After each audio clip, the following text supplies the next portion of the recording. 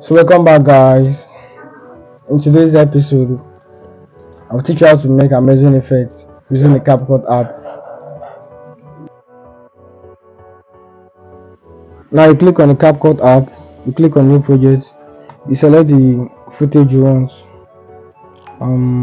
Let's go with this third footage. So you wait, the footage will load. And when the footage appears on your timeline, you click on the effect, click on body effect, then go to superpowers, then you select any superpower you want. Let me go with this one. You can see the reaction. That's it. So this is simply how to shoot lasers like the Superman.